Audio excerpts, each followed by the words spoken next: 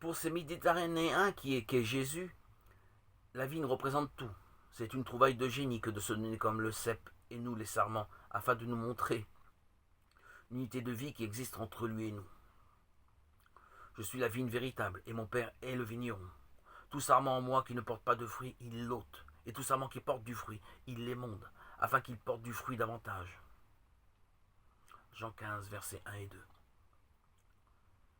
La croix, l'épreuve, font partie de notre vie d'union à Dieu durant le pèlerinage terrestre. Pour nous faire entrer dans la perspective du royaume, le Père nous purifie en nous détachant des perspectives uniquement terrestres afin de nous faire porter davantage de fruits. Ce n'est que dans la foi seule que nous acceptons sans rechigner cette taille du vigneron.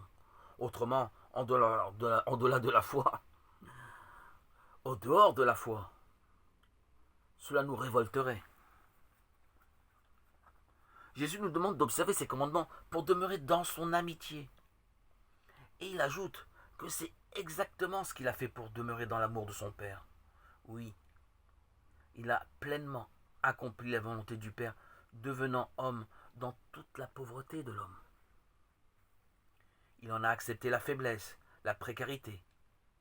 Alors acceptons, comme lui, ce que nous sommes, tout simplement des hommes mortels appelés à porter beaucoup de fruits parce que greffés sur la sainte vigne du Christ. Mais qu'il nous est dur d'être taillés. Comme le Père m'a aimé, moi aussi je vous ai aimé. Demeurez en mon amour. Si vous observez mes commandements, vous demeurez dans mon amour, de même que moi j'ai observé les commandements de mon Père, et que je demeure en son amour. Jean 15, versets 9 à 10.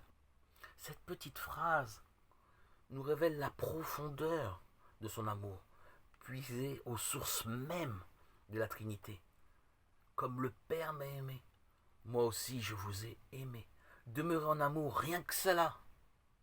Jésus nous affirme ici que l'observance de ces commandements nous conduira à un amour vrai, à une amitié solide qui conduira à la joie. Je vous dis cela afin que ma joie soit en vous et que votre joie soit entière. Jean 15, verset 11.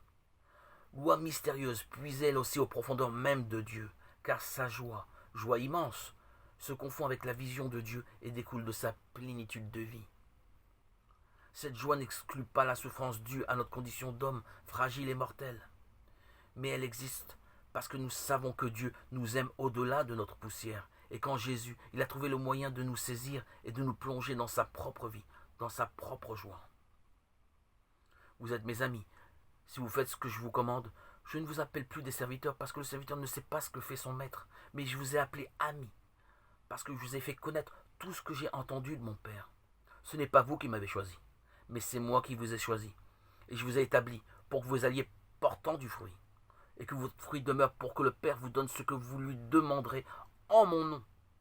Ce que je vous commande, c'est de vous aimer les uns les autres. Jean 15, versets 14 à 17. Cette amitié de Jésus nous fait entrer dans l'intimité du Père, dans son amour.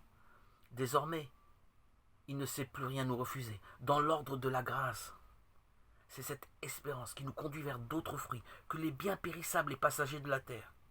Oui, Jésus nous offre une amitié que nous ne pouvions espérer.